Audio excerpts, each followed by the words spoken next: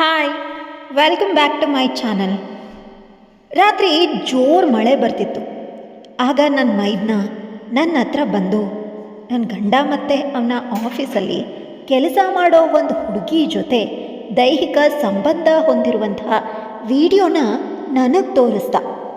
ನಂಗದನ್ನು ನೋಡಿ ನಿಜಕ್ಕೂ ಭಯ ಆಯಿತು.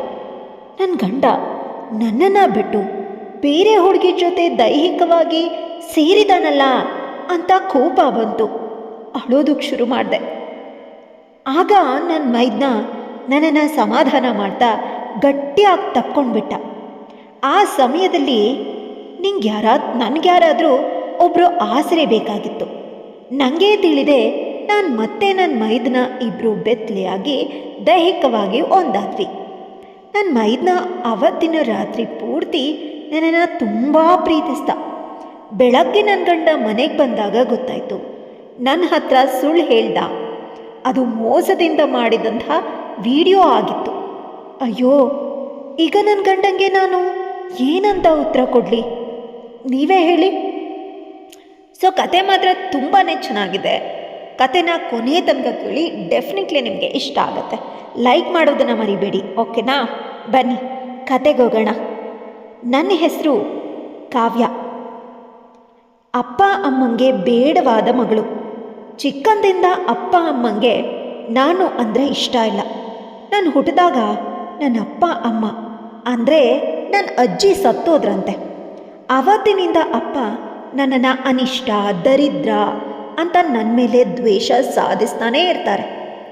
ಅಮ್ಮ ಹೇಳ್ತಾಳೆ, ಇದು ಯಾಕೆ ನೀವು ನನ್ನ ಮಗಳ ಮೇಲೆ ದ್ವೇಷ ಸಾಧಿಸೋದು?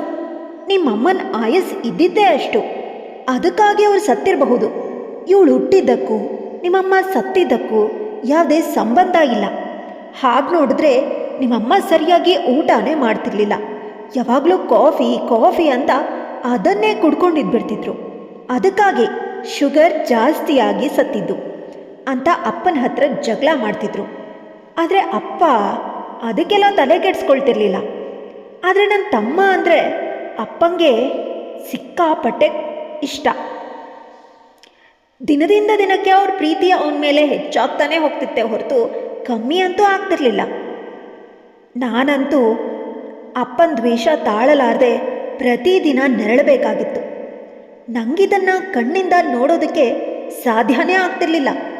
ನನ್ನನ್ನು ಹಾಸ್ಟೆಲಿಗೆ ಸೇರಿಸ್ಬಿಡಿ ಅಂದರೆ ಊರಲ್ಲಿ ನಿಮ್ಮಪ್ಪನ ಬಗ್ಗೆ ಒಂದು ಒಳ್ಳೆ ಅಭಿಪ್ರಾಯ ಇದೆ.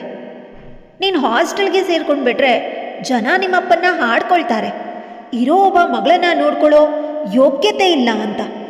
ಅದೇ ನೀನು ಮನೇಲಿದ್ರೆ ನಿಂಗೆ ಕಾಟ ಕೊಟ್ಟರು ಯಾರಿಗೂ ಗೊತ್ತಾಗಲ್ಲ. ನಿನಗೆ ವಯಸ್ಸಿಗೆ ಬಂದ ತಕ್ಷಣ ಮದುವೆ ಮಾಡಿ ಕಳಿಸ್ಬಿಡ್ತೀನಿ ಅಂತ ಅಮ್ಮ ಅಳ್ತಾ ನನಗೆ ಸಮಾಧಾನ ಮಾಡ್ತಿದ್ಲು. ನಂಗೆ ಅಮ್ಮ ಹೇಳೋ ಯಾವ ಮಾತು ಇಷ್ಟ ಆಗ್ತಿರ್ಲಿಲ್ಲ.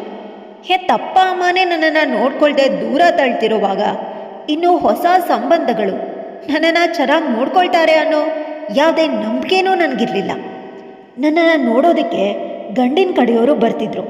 ಆದರೆ ನನ್ನ ಜಾತಕದಲ್ಲಿದ್ದಂತಹ ಸಮಸ್ಯೆಯಿಂದಾಗಿ ಮದುವೆ ಆಗೋದು ತೀರಾ ಕಷ್ಟ ಆಗೋಯಿತು.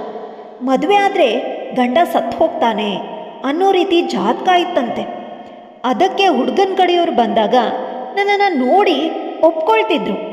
ನಮ್ಮನೆ ಆಸ್ತಿ, ಐಶ್ವರ್ಯ, ನನ್ನ ಸೌಂದರ್ಯನ ನೋಡಿ ನಂಗೆ ಹುಡುಗಿ ಇಷ್ಟ ಆಗಿದ್ದಾಳೆ ಅಂತ ಹೇಳ್ತಿದ್ರು. ಆದರೆ ಅದಾದಮೇಲೆ ನನ್ನ ಜಾತಕನ ನೋಡಿ ಬೇಸರದಿಂದ ಹೊರಟೋಗ್ಬಿಡ್ತಿದ್ರು. ಆದರೆ ಒಮ್ಮೊಮ್ಮೆ ಹುಡುಗ ಇದೇ ಹುಡುಗಿನ ಮದುವೆ ಆಗ್ತೀನಿ ಅಂತ ಹಠ ಮಾಡಿದ್ರೂ ಅಪ್ಪ ಅಮ್ಮ ಹೋಗ್ತಾ ಇರಲಿಲ್ಲ. ಈಗ ಅಮ್ಮಂಗೆ ಹೊಸ ತಲೆನೋವೇನೋ ಶುರುವಾಗ್ಬಿಟ್ಟಿತ್ತು. ಅದೇನಪ್ಪ ಅಂದರೆ ಅಪ್ಪಂಗೆ ಏನೂ ಹೇಳೋದಕ್ಕೆ ಸಾಧ್ಯ ಇಲ್ಲ, ನೋಡ್ಕೊಂಡು ಸುಮ್ಮನೆ ಇರಬೇಕು ಅಷ್ಟೆ. ನನಗೆ ಅಮ್ಮನ ದುಃಖನ ನನ್ನ ಕೈಲಿ ನೋಡೋದಕ್ಕೆ ಆಗ್ತಿರ್ಲಿಲ್ಲ. ನಾನು ಮದುವೆ ಮಾಡೋದಕ್ಕೆ ಅಪ್ಪ ಸಣ್ಣ ಪುಟ್ಟ ಸಂಬಂಧಗಳನ್ನು ನೋಡ್ತಿದ್ರು. ಇದರಿಂದಾಗಿ ಮನೆಯಲ್ಲಿ ಎಲ್ರಿಗೂ ಬೇಸರ ಆಗಿತ್ತು. ಆದರೆ ಅಪ್ಪನ ಮುಂದೆ ನಿಂತು ಮಾತಾಡೋದಕ್ಕೆ ಯಾರಿಗೂ ಧೈರ್ಯ ಇರಲಿಲ್ಲ. ನನ್ನ ಜೀವನ ಹಾಳು ಮಾಡಿಬಿಡ್ತಾರೆ ಅನ್ನೋ ಭಯ ನನಗಿಂತ ಜಾಸ್ತಿ ಪಾಪ ನನ್ನ ಅಮ್ಮಂಗೆ ಇತ್ತು. ಅಮ್ಮ ಅಂದ್ರೇ ಹಂಗಲ್ವಾ, ಏನೂ ಮಾಡೋಕ್ಕಾಗಲ್ಲ. ಇವತ್ತು ಒಬ್ಬ ಹುಡುಗನ ಮನೆ ಕಡೆಯಿಂದ ಹೆಣ್ಣು ನೋಡೋದಕ್ಕೆ ಮನೆಗೆ ಬಂದಿದ್ರು. ಹುಡುಗ ಸ್ವಲ್ಪ ವಯಸ್ಸಾದಂತೆ ಕಾಣ್ತಿದ್ದ. ಆದರೆ ಅವರು ನಮಗೆ ಜಾತಕದಲ್ಲೆಲ್ಲ ನಂಬಿಕೆ ಇಲ್ಲ, ನಾವು ಜಾತಕ ನೋಡೋದೇ ಇಲ್ಲ, ನಮಗೆ ಹುಡುಗಿ ಇಷ್ಟ ಆಗಿದ್ದಾಳೆ, ಮದುವೆ ಯಾವಾಗ ಮಾಡ್ಕೊಡ್ತೀರಾ ಅಂತ ಕೇಳೇ ಬಿಟ್ರು. ಅಪ್ಪಂಗೂ ಇದೇ ಬೇಕಾಗಿತ್ತು. ಅದಕ್ಕೆ ತುಂಬ ಖುಷಿಯಿಂದ ಮುಂದಿನ ವಾರ ಇಲ್ಲೇ ನಮ್ಮೂರಲ್ಲಿ ಒಂದು ದೇವಸ್ಥಾನ ಇದೆ, ಅಲ್ಲಿ ಮಾಡಿಕೊಡ್ತೀನಿ ಅಂತ ಹೇಳೇ ಬಿಟ್ರು. ಹುಡುಗನ ಕಡೆಯವರು ತುಂಬ ಖುಷಿಪಟ್ಟರು. ತುಂಬ ಖುಷಿಯಾಯಿತು ನೀವೇ ಹೇಳಿದ್ದು ಅಂತ ಒಪ್ಕೊಂಡು ಮನೆಗೂ ಹೊರಟೋದ್ರು. ಅಮ್ಮನ ಹತ್ರ ಹೋಗಿ ನಾನು ಅಳ್ತಾ, ಅಮ್ಮ ಆ ಹುಡುಗಂಗೆ ತುಂಬ ವಯಸ್ಸಾಗಿದೆ ಅಂತ ಕೇಳಿದಾಗ ಅಮ್ಮ ಹೇಳಿದ್ಲು, ಆ ಹುಡುಗಂಗೆ ಈಗಾಗಲೇ ಮದುವೆ ಆಗಿತ್ತು, ಹೆಂಡತಿ ಸತ್ತೋಗಿದ್ದಾಳಂತೆ, 2 ಮಕ್ಕಳು ಇದ್ದಾರೆ. ಆದರೆ ಆ ಮಕ್ಕಳು ಇವ್ರ ಹತ್ರ ಇಲ್ಲ, ಅಜ್ಜಿ ತಾತನ ಮನೆಯಲ್ಲಿದ್ದಾರೆ ಅಂತ ಹೇಳಿದ್ಲು. ನಾನು ಅಮ್ಮನ ತಪ್ಪಿಕೊಂಡು ಕಣ್ಣೀರು ತುಂಬಿದ ಕಣ್ಣುಗಳಿಂದ ದೀನವಾಗಿ ಅವ್ರನ್ನೇ ನೋಡಿದೆ. ಆಗಮ್ಮ ಅವರೂ ಕೂಡ ಕಣ್ಣೀರಾಗ್ತಾ, ನಾನು ಏನು ಮಾಡಲಿ ಮಗಳೇ, ನೀನು ಅಪ್ಪನ ಮುಂದೆ ನಿಂತು ಧೈರ್ಯವಾಗಿ ಮಾತಾಡೋದಕ್ಕೆ ನನ್ನ ಹತ್ರ ಆಗೋದಿಲ್ಲ ಅಂತ ಅಳ್ತಾನೆ ಹೇಳಿದ್ಲು. ನಾನೀಗ ಅಪ್ಪನ ಹತ್ರ ಹೋಗಿ ಹೇಳೋದಕ್ಕೂ ಪ್ರಯತ್ನ ಪಟ್ಟೆ. ಆದರೆ ಅಪ್ಪ ಯಾವತ್ತಾದರೂ ನಮ್ಮ ಮಾತನ್ನು ಕೇಳ್ತಾರ? ಅದರಲ್ಲೂ ಅನಿಷ್ಟ ದರಿದ್ರ ಅಂತ ಕರೆಯೋ ನನ್ನ ಮಾತನ್ನು ಅವ್ರು ಕೇಳ್ತಾರಾ? ಚಾನ್ಸೇ ಇಲ್ಲ. ನಿನ್ನ ಜಾತಕ ಮೊದಲೇ ಸರಿ ಇಲ್ಲ. ಇನ್ನೊಂದು 6 ತಿಂಗಳಲ್ಲಿ ಮದುವೆ ಆಗದೆ ಹೋದರೆ ಈ ಮನೆಯಲ್ಲಿ ಯಾರಾದರೂ ಒಬ್ಬರು ಸತ್ತೇ ಹೋಗ್ತಾರಂತೆ. ನಿನ್ನ ಈ ಅನಿಷ್ಟ ದರಿದ್ರ ಜಾತಕದಿಂದ ಇನ್ನು ಎಷ್ಟು ಜನನ ಸಾಯಿಸ್ಬೇಕು ಅಂತ ಅಂದ್ಕೊಂಡಿದ್ಯಾ ಅಂತ ಕೇಳಿಬಿಟ್ರು. ಮತ್ತೆ ಆ ಮಾತುಗಳನ್ನೆಲ್ಲ ಕೇಳಿಸ್ಕೊಂಡ್ಮೇಲೆ ನಾನು ಏನು ಹೇಳಬೇಕಾಗಿತ್ತು?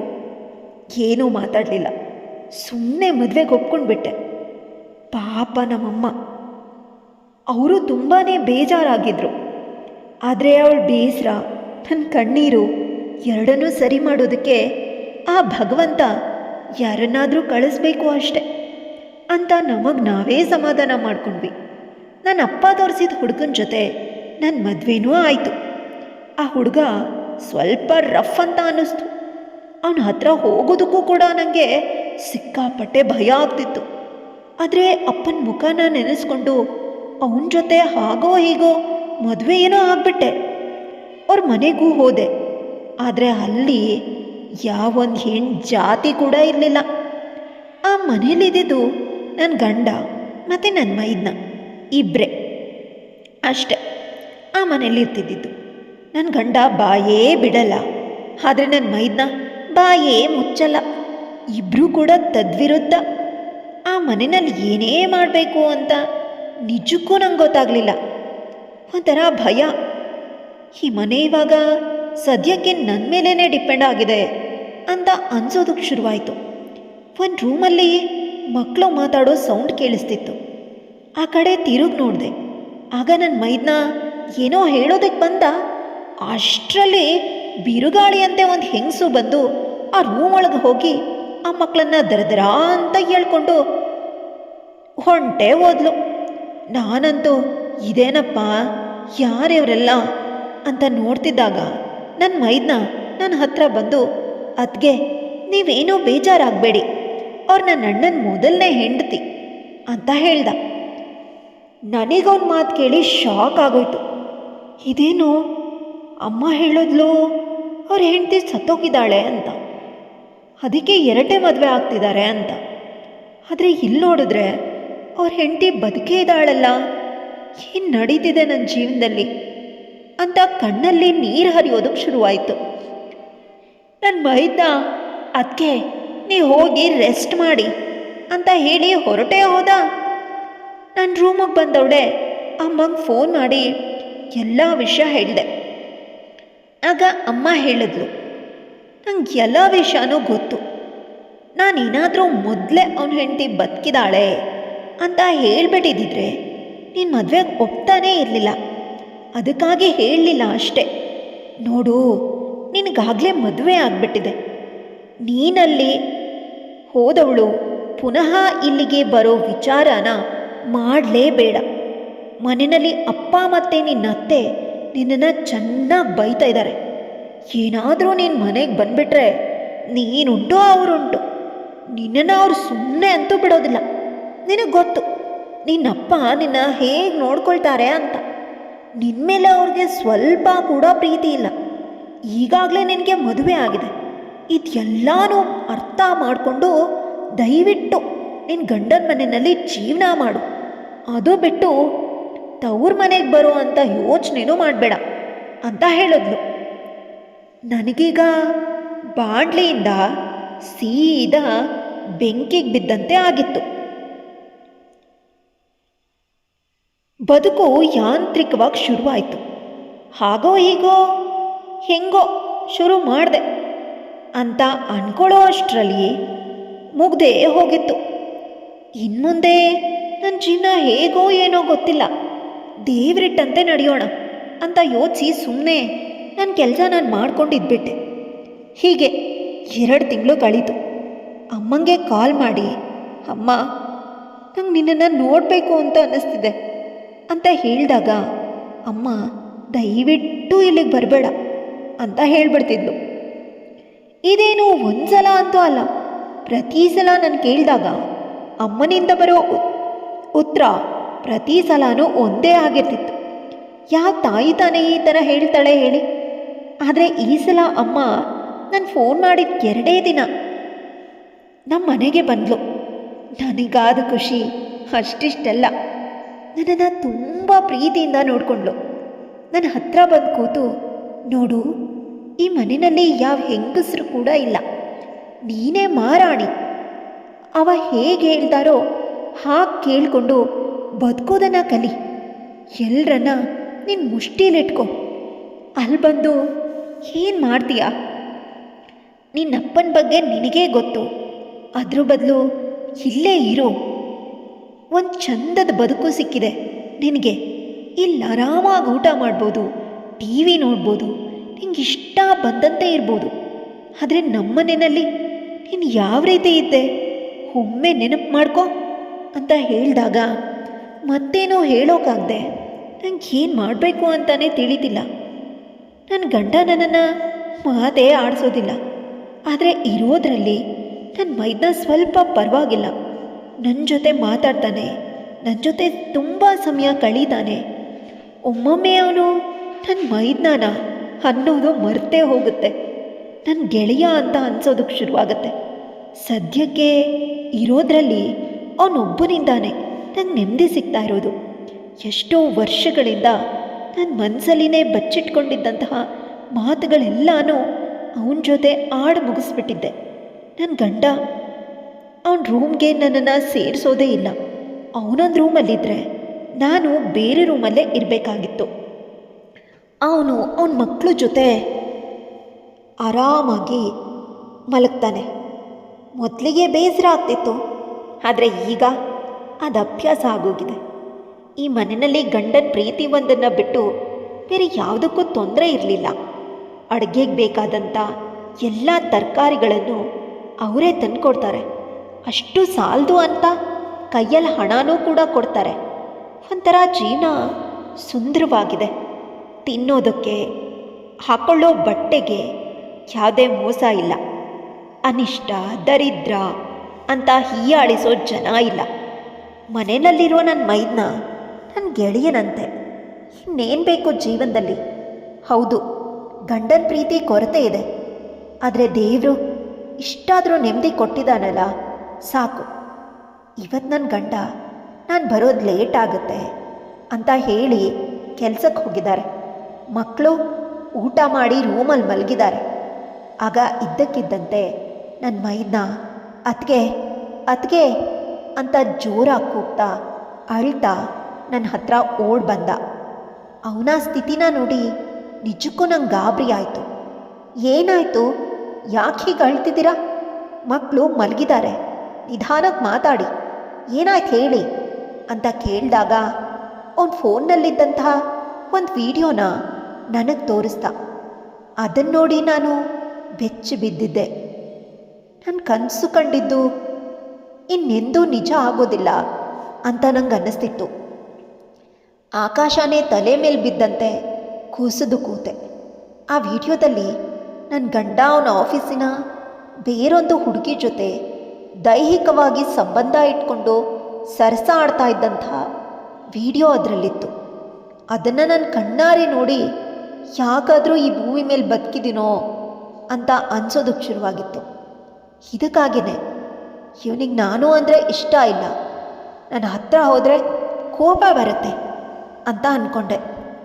ಇಷ್ಟು ದಿನ ಎಂದಾದರೂ ಒಮ್ಮೆ ನನ್ನ ಗಂಡ ನನ್ನನ್ನು ಒಪ್ಕೊಳ್ತಾನೆ, ಪ್ರೀತಿಸ್ತಾನೆ ಅನ್ನೋ ನಂಬಿಕೆನಲ್ಲಿನೇ ದಿನ ಕಳೀತಿದ್ದೆ. ಆದರೆ ಈ ವಿಡಿಯೋ ನೋಡಿದ ಮೇಲೆ ನನ್ನ ನಂಬಿಕೆ ಗೋಪುರನೇ ಕುಸಿದು ಕೆಳಗೆ ಬಿದ್ದಿತ್ತು. ಇನ್ನು ಆಸೆ ಪಡೋದ್ರಲ್ಲಿ ಯಾವುದೇ ಅರ್ಥ ಇಲ್ಲ. ಈಗಾಗಲೇ ಒಬ್ಬಳು ಹೆಂಡತಿ ಇದ್ದಾಳೆ, ಇಬ್ಬರು ಮಕ್ಕಳು ಇದ್ದಾರೆ. ಅದು ಸಾಲದು ಅಂತ ಬೇರೆ ಹುಡುಗಿ ಜೊತೆ ಅಕ್ರಮ ಸಂಬಂಧ ಇಟ್ಕೊಂಡಿದ್ದಾನೆ. ಇಷ್ಟೆಲ್ಲ ಇದ್ಮೇಲೆ ನನ್ನನ್ನು ಯಾಕಾಗಿ ಮದುವೆ ಆದ ಅಂತ ತಲೆ ಚಚ್ಕೊಂಡು ಜೋರಾಗಿ ಅಳೋದಕ್ಕೆ ಶುರು ಮಾಡಿದೆ. ಅಷ್ಟರಲ್ಲಿ ನನ್ನ ಮೈದನ್ನ ಬಂದು ನನ್ನ ಕಣ್ಣೀರನ್ನ ಒರೆಸ್ತಾ, ಅದಕ್ಕೆ ನನ್ನ ಅಣ್ಣ ಮೊದಲಿಂದಾನೂ ಸರಿಯಿಲ್ಲ, ಅದಕ್ಕಾಗಿಯೇ ನಾನು ಮೊದಲನೇ ಅತ್ತಿಗೆ ಬಿಟ್ಟು ಹೋಗಿದ್ದು.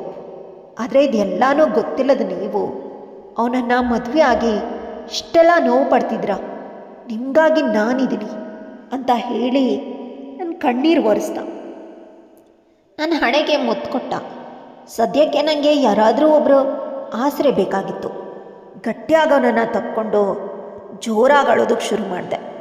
ಅಷ್ಟೇ, ಆ ಕ್ಷಣದಲ್ಲಿ ಏನಾಯಿತು ನಂಗೆ ಗೊತ್ತಾಗಲಿಲ್ಲ. ಅರಿವಾಗೋ ಅಷ್ಟರಲ್ಲಿ ನಾವಿಬ್ಬರು ಬೆತ್ತಲೆ ಆಗಿಬಿಟ್ಟಿದ್ವಿ. ಈಗಲೂ ನನ್ನ ಕಣ್ಣೀರು ಹರಿತಾನೇ ಇದೆ. ಅವನು ನನ್ನ ಕಣ್ಣೀರನ್ನ ಅವನ ತುಟಿಗಳಿಂದ ಒರೆಸ್ತಾ ಇದ್ದಾನೆ. ಅಷ್ಟೇ ಅಲ್ಲ, ಅವನ ಆ ರಾತ್ರಿ ಪೂರ್ತಿ ನನ್ನ ದೇಹನ ತುಂಬ ಪ್ರೀತಿಯಿಂದ ಅನುಭವಿಸ್ದ. ಇದೇ ಮೊದಲ ಸಲ ನನ್ನ ಮೈದನ ಜೊತೆ ಸ್ವರ್ಗನೇ ಸಿಕ್ಕಂತಾಗಿತ್ತು. ಆ ಸಮಯದಲ್ಲಿ ನಾನವನನ್ನು ನನ್ನ ಮೈದನ ಅನ್ನೋದನ್ನೇ ಮರೆತುಬಿಟ್ಟಿದ್ದೆ. ಯಾರು ನೆನಪೂ ಆಗ್ತಿರ್ಲಿಲ್ಲ, ಯಾವುದು ನೆನಪಾಗ್ತಿಲ್ಲ. ಬರೀ ಅವನ ಪ್ರೀತಿ ಮಾತ್ರ ನನ್ನ ಹೃದಯಕ್ಕೆ ಮುಟ್ತಾ ಇದೆ. ಜೀವನದಲ್ಲಿ ಬರೀ ದ್ವೇಷ, ಬೈಗಳ, ತಿರಸ್ಕಾರ, ದುಃಖ ಇವುಗಳನ್ನೇ ನೋಡಿದ ನನಗೆ ಮೊದಲ ಸಲ ಯಾರೋ ಒಬ್ಬರು ನನಗಾಗಿ ಇಷ್ಟು ಪ್ರೀತಿ ಕೊಡ್ತಿದ್ದಾರೆ.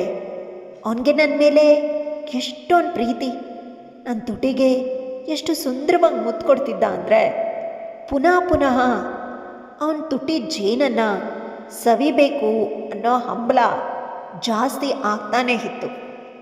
ಮೊದಲು ಅವನು ಪ್ರಚೋದನೆ ಮಾಡಿದ್ರು ಅವನ ಜೊತೆ ಒಂದಾಗೋದ್ರಲ್ಲಿ ನನ್ನ ಸಮಪಾಲು ಜಾಸ್ತಿನೇ ಇತ್ತು. ನನ್ನ ಮೈದನ್ನ ನನ್ನ ದೇಹದ ಪ್ರತಿ ಕಣಗಳನ್ನು ಅನುಭವಿಸ್ದ. ಮೊದಲ ಬಾರಿಗೆ ನನ್ನ ಗಂಡ ಇಲ್ಲದ ಸಮಯದಲ್ಲಿ ನನ್ನ ಮೈದನ್ನ ನನ್ನ ಕನ್ಯತ್ವವನ್ನು ದೋಚ್ಕೊಂಡಿದ್ದ. ಬೆಳಗ್ಗೆ ಆದಾಗ ಇಬ್ಬರು ಬೆತ್ತಲೆಯಾಗಿ ಅವನ ರೂಮಲ್ಲಿ ಮಲಗಿದ್ವಿ. ಕಣ್ಣು ಬಿಟ್ಟಾಗ ನನ್ನ ಮೈದನ ಮುಖ ಕಾಣಿಸ್ತು. ನನ್ನ ಮುಖದಲ್ಲಿ ಒಂದು ಪ್ರೀತಿಯ ನಗು ಬಂತು. ತಕ್ಷಣ ನನಗಾಗಿ ನೆನಪಾಯಿತು, ಅಯ್ಯಯ್ಯೋ ಇವನು ನನ್ನ ಗಂಡ ಅಲ್ಲ, ನನ್ನ ಮೈದನ ಅಂತ. ತಕ್ಷಣವೇ ಅವನಿಂದ ಬಿಡಿಸ್ಕೊಂಡು ಬಟ್ಟೆ ಹಾಕ್ಕೊಂಡು ಹೊರಗೆ ಬಂದೆ. 5 ನಿಮಿಷಕ್ಕೆ ಕಾಲಿಂಗ್ ಬೆಲ್ ಆಯಿತು. ಯಾರು ಅಂತ ಬಂದು ನೋಡಿದಾಗ ಹೊರಗಡೆ ನನ್ನ ಗಂಡ ನಿಂತಿದ್ದ. ನನ್ನ ಸ್ಥಿತಿನ ನೋಡಿ ನನ್ನ ಗಂಡಂಗೆ ಅನುಮಾನ ಬಂತು. ನಾನು ಹೇಳ್ತಾ ನನ್ನ ರೂಮ್ಗೆ ಓಡ್ ಹೋದೆ. ಮೊದಲ ಬಾರಿ ಎಂಬತ್ತೇ ನನ್ನ ಗಂಡ ಅನ್ನಿಸ್ಕೊಂಡವನು ನನ್ನ ರೂಮಿಗೆ ಬಂದಿದ್ದ.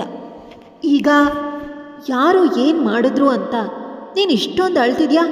ನೀನು ನನ್ನ ಹೆಂಡತಿ, ನಾನು ನಿನ್ನನ್ನು ಮುಟ್ಟದೇ ಇದ್ದರು ನೀನು ಪವಿತ್ರವಾಗಿಯೇ ಇರಬೇಕು. ರಾತ್ರಿ ಗಂಡ ಕೆಲ್ಸಕ್ಕೆ ಹೋಗ್ತಾನೆ ಅಂತ ಬೇರೊಬ್ಬನ ಜೊತೆ ಹಾಸಿಗೆ ಹಂಚ್ಕೊಳ್ತಿದ್ಯಲ್ಲ, ನಿಂಗೆ ನಾಚಿಕೆ ಆಗೋದಿಲ್ವಾ ಅಂತ ನನಗೆ ಹೊಡೆಯೋದಕ್ಕೆ ಬಂದ. ಅಷ್ಟರಲ್ಲಿ ನನ್ನ ಮೈದನ ಬಂದು ನನ್ನ ಗಂಡನ ಕೈನ ಹಿಡ್ಕೊಂಡ. ಅಷ್ಟರಲ್ಲಿ ನನಗೂ ಕೋಪ ಬಂತು. ಫೋನಲ್ಲಿದ್ದಂತಹ ನನ್ನ ಗಂಡ ಮತ್ತು ಅವನ ಕಂಪನಿ ಕೆಲಸದ ಹುಡುಗಿಯ ಜೊತೆ ಸಂಬಂಧ ಇಟ್ಕೊಂಡಿರೋ ವಿಡಿಯೋನ ಅವನಿಗೆ ತೋರಿಸ್ದೆ. ಆದರೆ ನನ್ನ ಗಂಡ ಅದನ್ನು ಒಪ್ಪಲೇ ಇಲ್ಲ. ಇದು ಸುಳ್ಳು ವಿಡಿಯೋ, ಈ ವಿಡಿಯೋನ ನೋಡಿನೇ ನಾನು ಮೊದಲೇ ಹೆಂಡತಿ ನನ್ನ ಬಿಟ್ಟು ಹೋಗಿದ್ದು. ನಾನು ಅವಳನ್ನ ತುಂಬಾ ಪ್ರೀತಿಸ್ತಿದ್ದೆ, ಈಗಲೂ ಪ್ರೀತಿಸ್ತೀನಿ. ಅವಳ ಜಾಗ ನನಗೆ ಯಾರು ಕೊಡೋದಕ್ಕೂ ಇಷ್ಟ ಇಲ್ಲ, ಹಾಗಾಗಿ ನಿನ್ನನ್ನು ದೂರ ಇಟ್ಟಿದ್ದು ಅಂತ ತುಂಬ ಎಮೋಷ್ನಲ್ ಆದ.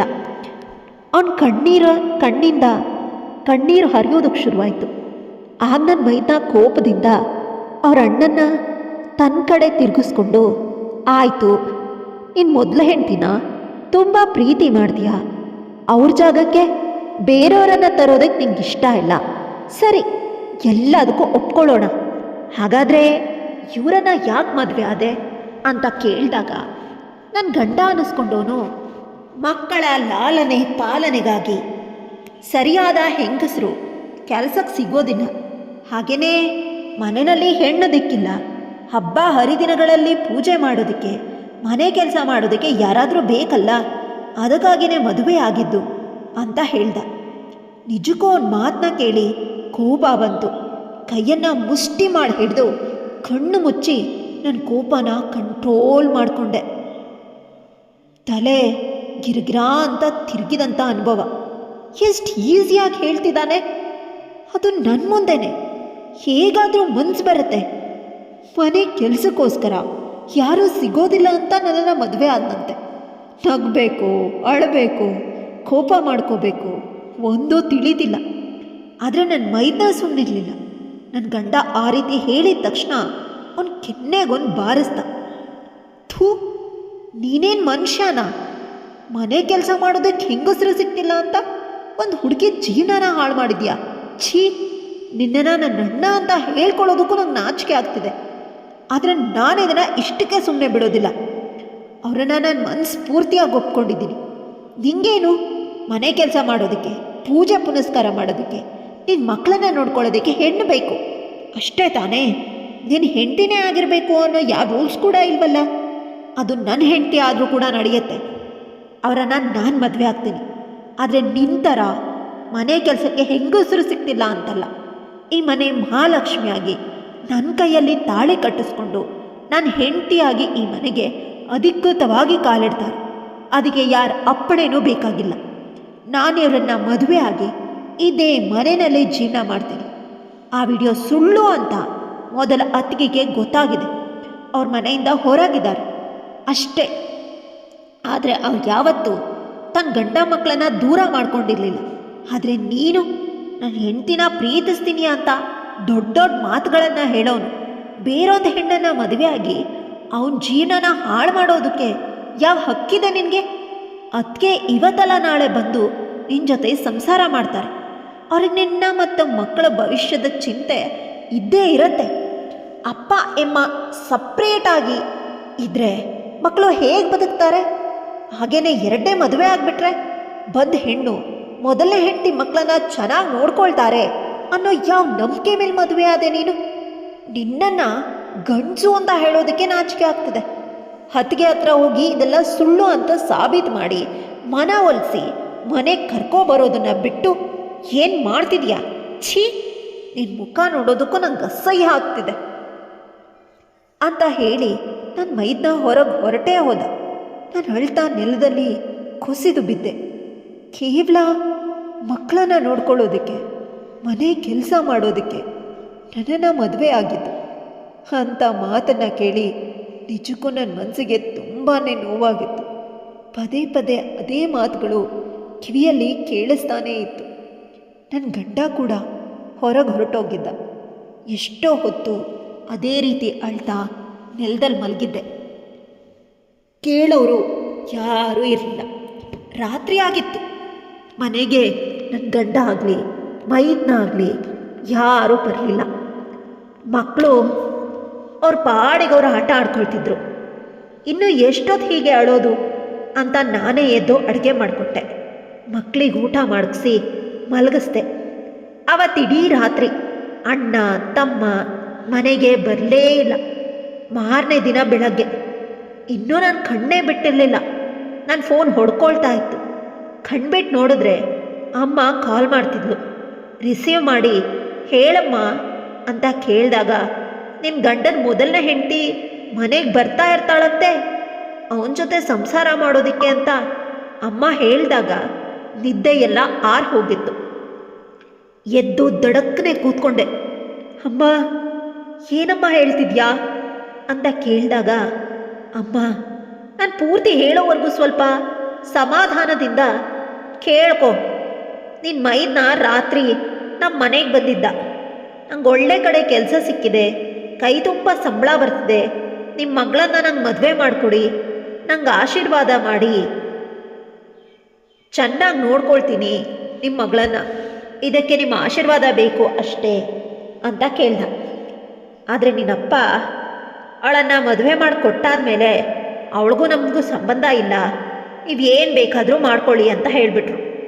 ಆದರೆ ನಂಗೆ ಸುಮ್ಮನಿರೋಕ್ಕಾಗದೆ, ಅದಕ್ಕೆ ಈಗ ಕಾಲ್ ಮಾಡಿದೆ. ನೀನೇನು ಮಾಡ್ತಿದ್ಯಾ ಈಗ ಅಂತ ಕೇಳಿದ್ಲು. ನಾನು ಅಳ್ತಾ, ಹಿಂಗೇನೂ ತೋಚ್ತಿಲ್ಲ ಅಮ್ಮ, ಏನು ಮಾಡಬೇಕು ಒಂದು ಅರ್ಥ ಆಗ್ತಿಲ್ಲ ಅಂತ ಹೇಳಿದಾಗ, ಅಮ್ಮ ನಂಗನ್ಸೋ ಪ್ರಕಾರ ನೀನು ನಿನ್ನ ಮೈದನ ಜೊತೆ ಮದುವೆ ಆಗಿ ಸುಖವಾಗಿರು. ನಿನ್ನ ಗಂಡ ನಿನ್ನನ್ನು ಇದುವರೆಗೂ ಮುಟ್ಟೇ ಇಲ್ಲ, ಬರೀ ತಾಳಿ ಕಟ್ಟಿರೋದಷ್ಟೇ. ಅದಕ್ಕೆ ಅರ್ಥ ಆದರೂ ಇದೆಯಾ? ಅವನ ಮನಸ್ಸಲ್ಲಿ ಇನ್ನೂ ಮೊದಲು ಹೆಂಡ್ತಿನೇ ಇದ್ದಾಳೆ ಅಂದಮೇಲೆ ನೀನು ಯಾಕೆ ಅವನನ್ನೇ ನಂಬ್ಕೊಂಡಿದ್ಯಾ ಅಂತ ಕೇಳಿದ್ಲು. ಸರಿ, ಈಗ ಫೋನ್ ಇಡು, ಏನಾದರೂ ಒಂದು ಮಾಡ್ತೀನಿ ಅಂತ ಹೇಳಿ ಸುಮ್ಮನಾದೆ. ಯೋಚಿಸ್ತಾ ಹಾಗೇ ಕೂತೆ. ನನ್ನ ಮೈದನ್ನ ರೂಮೊಳಗೆ ಬಂದ. ಪ್ಲೀಸ್ ನನ್ನನ್ನು ಮದುವೆ ಆಗು, ನಿನ್ನನ್ನು ತುಂಬ ಚೆನ್ನಾಗಿ ನೋಡ್ಕೊಳ್ತೀನಿ, ನೀನು ಅಂದರೆ ನಂಗೆ ತುಂಬ ಇಷ್ಟ ಅಂತ ಹೇಳಿದೆ.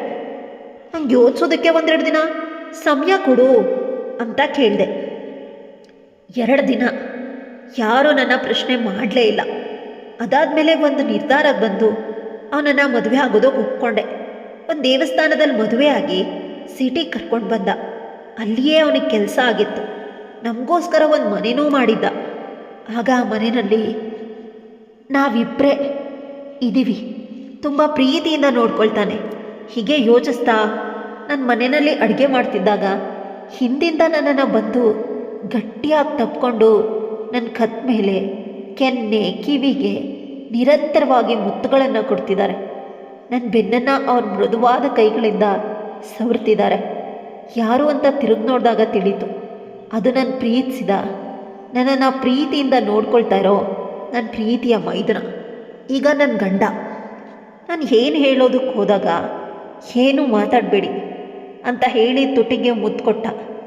ಆಗ ನಾನು ಮದುವೆ ಆಗಿ 15 ದಿನ ಆಗ್ತಾ ಬಂತು. ಇನ್ನೂ ನನ್ನನ್ನು ಹೋಗಿ ಬನ್ನಿ ಅಂತಾನೆ ಕರೀತೀರಾ? ಹೋಗು ಬಾ ಅಂತ ಏಕವಚನದಲ್ಲಿ ನನ್ನನ್ನು ಮಾತಾಡಿಸಿ ಅಂತ ಕೇಳಿಕೊಂಡೆ. ಅವರು ನಗ್ತಾ, ಸರಿ ಆಯಿತು ನನ್ನ ಮುದ್ದಿನ ಹೆಂಡತಿ ಅಂತ ಅವ್ರ 2 ಕೈಗಳಿಂದ ನನ್ನನ್ನು ಎತ್ಕೊಂಡು ರೂಮ್ಗೆ ಹೋಗಿ ಮಂಚದ ಮೇಲೆ ಮಲಗಿಸಿ ನನ್ನನ್ನು ಗಟ್ಟಿಯಾಗಿ ತಪ್ಕೊಂಡು ಮಲ್ಕೊಂಡ್ರು. ನಾನು ಅವರನ್ನೇ ನೋಡ್ತಾ, ಊಟ ಮಾಡೋದಿಲ್ವಾ ಅಂತ ಕೇಳಿದೆ. ಮಾಡ್ತೀನಿ, ಆದರೆ ಸ್ವಲ್ಪ ಹೊತ್ತು ಹೀಗೆ ಇರೋಣ ಅಂತ ಕೇಳಿದ್ರು. ಹಾಗೆ ಅವ್ರ ಎದೆ ಮೇಲೆ ಮಲಗ್ತಾ ಅವ್ರ ಎದೆ ಬಡಿತಾ ಕೇಳಿಸ್ಕೊಳ್ತಾ, ನೀವು ಓದಿರೋ ಓದಿಗೆ, ನೀವು ಮಾಡ್ತಾರೋ ಕೆಲಸಕ್ಕೆ ನಿಮ್ಗೆ ಯಾರಾದರೂ ತುಂಬ ಸುಂದರವಾಗಿರೋ ಓದಿರೋ ಹುಡುಗಿ ಸಿಗ್ತಿದ್ಲು, ನನ್ನನ್ನು ಯಾಕೆ ಪ್ರೀತಿ ಮಾಡಿದ್ರಿ ಅಂತ ಕೇಳಿದಾಗ ಅವ್ರು ನಗ್ತಾ ನನ್ನ ಹಣೆ ಮೇಲೆ ಒಂದು ಮುತ್ತು ಕೊಟ್ಟು, ಚಿಕ್ಕಂದಿಂದ ನನಗೂ ಮತ್ತು ಅಣ್ಣಂಗೂ ಯಾರೂ ಇಲ್ಲ, ಒಂಟಿತನದ ಬದುಕು ನಮ್ಮದು. ನನಗೆ ಗೊತ್ತು ನಮಗಿಂತ ಹೀನಾಯವಾದ ಬದುಕನ್ನು ನೀವು ನಿಮ್ಮ ಮನೇಲಿ ಬದುಕ್ತಾ ಇದ್ರಿ ಅಂತ. ನೀವು ಮದುವೆಯಾಗಿ ಮನೆಗೆ ಬಂದ ಮೇಲೆ ನನ್ನ ಒಂಟಿತನನ ದೂರ ಮಾಡಿದ್ದು ನೀವೇ. ನಿಮ್ಮ ನಗು, ಆ ಮಾತು ಎಲ್ಲನೂ ನನ್ನನ್ನು ಸೆಳೀತಾ ಹೋಯಿತು. ಮೊದಲಿಗೆ ಅಣ್ಣನ ಹೆಂಡತಿ ಅಂತ ನನ್ನನ್ನು ನಾನು ಸಮಾಧಾನಿಸ್ಕೊಂಡೆ. ಆಮೇಲೆ ಅಣ್ಣ ನಿಮ್ಮನ್ನು ದೂರನೇ ಇಡೋದನ್ನು ನಾನು ನೋಡಿದೆ. ಅವ್ನು ನಿಮ್ಮ ಹತ್ರ ಮಾತಾಡ್ತಾ ಇರಲಿಲ್ಲ. ಅಣ್ಣ ಒಂದು ರೂಮಲ್ಲಿ ಮಲಗಿದ್ರೆ ನೀವು ಬೇರೆ ರೂಮಲ್ಲೇ ಮಲಗ್ತಾ ಇದ್ರಿ. ಇದೆಲ್ಲನೂ ನೋಡಿ ನಿಮ್ಮ ಮೇಲಿನ ಭಾವನೆಗಳು ಜಾಸ್ತಿ ಆಗ್ತಾನೆ ಹೋಯಿತು. ನನ್ನ ಭಾವನೆಗಳನ್ನು ನಿಮ್ಮ ಹತ್ರ ಹಂಚ್ಕೊಳ್ಬೇಕು ಅಂತ ಎಷ್ಟೋ ಬಾರಿ ಪ್ರಯತ್ನ ಪಟ್ಟಿದ್ದೆ. ಆದರೆ ಎಲ್ಲಿ ನೀವು ನನ್ನನ್ನು ತಪ್ಪಾಗಿ ತಿಳ್ಕೊಂಡ್ಬಿಟ್ರೆ ಅಂತ ಸುಮ್ಮನಾದೆ. ಆದರೆ ಅವತ್ತಿನ ದಿನ ಇಬ್ಬರು ಕೂಡ ನಮ್ಮ ಕಂಟ್ರೋಲ್ ತಪ್ಪಿ ತಪ್ಪು ಮಾಡಿಬಿಟ್ವಿ. ಅದನ್ನು ತಪ್ಪು ಅಂತ ಹೇಳೋದಿಲ್ಲ, ನನ್ನ ಜೀವನದ ದಿ ಬೆಸ್ಟ್ ನೈಟ್ ಅಂತ ಹೇಳ್ತೀನಿ ಅಂತ ಹೇಳಿದಾಗ ನಾನು ನಗ್ತಾ ಸುಮ್ಮನಾದೆ. ಅದಾದಮೇಲೆ ಅವನು ನನ್ನ ತುಟಿಗಳಿಗೆ ಅವನ ತುಟಿಗಳನ್ನು ಸೇರಿಸಿ ಮುತ್ತುಗಳನ್ನು ಕೊಡೋದಕ್ಕೆ ಪ್ರಾರಂಭಿಸ್ದ. ಇಬ್ಬರು ನಿರಂತರವಾಗಿ ಒಬ್ಬರನ್ನೊಬ್ಬರು ಪ್ರೀತಿಸ್ತಾ ಒಂದಾದ್ವಿ. ಬದುಕು ಸಡನ್ನಾಗಿ 20 ದಿನದಲ್ಲಿಯೇ ಈ ರೀತಿಯ ತಿರುಗುತ್ತೆ ಅಂತ ನಾನು ಯೋಚಿಸೇ ಇರಲಿಲ್ಲ. ಆದರೆ ಇದು ಒಳ್ಳೆಯ ತಿರುಗು. ಅತಿಯಾಗಿ ಇನ್ನೂ ಯೋಚಿಸಬಾರ್ದು ಅಂತ ನನ್ನ ಗಂಡನ್ನ ಗಟ್ಟಿಯಾಗಿ ತಪ್ಕೊಂಡು ಮಲ್ಕೊಂಡೆ. ಕತೆ ಇಲ್ಲಿಗೆ ಮುಗಿಯುತ್ತೆ. ಹೇಗನ್ನಿಸ್ತು? ಡೆಫಿನೆಟ್ಲಿ ಇಷ್ಟ ಆಗಿರುತ್ತೆ ಅನ್ಕೋತೀನಿ. ಕತೆ ಇಷ್ಟ ಆಗಿರೋ ಲೈಕ್, ಶೇರ್, ಕಮೆಂಟ್ ಮಾಡೋದನ್ನು ಮರಿಬೇಡಿ. ಇಂಥ ಇನ್ನಷ್ಟು ಇಂಟ್ರೆಸ್ಟಿಂಗ್ ಕತೆಗಳಿಗಾಗಿ ನನ್ನ ಚಾನಲ್ನ ಸಬ್ಸ್ಕ್ರೈಬ್ ಮಾಡ್ಕೊಳ್ಳಿ. ಮತ್ತೊಮ್ಮೆ ಮೀಟ್ ಮಾಡೋಣ ಇನ್ನೊಂದು ಇಂಟ್ರೆಸ್ಟಿಂಗ್ ಕತೆ ಜೊತೆಗೆ. ಬಾಯ್.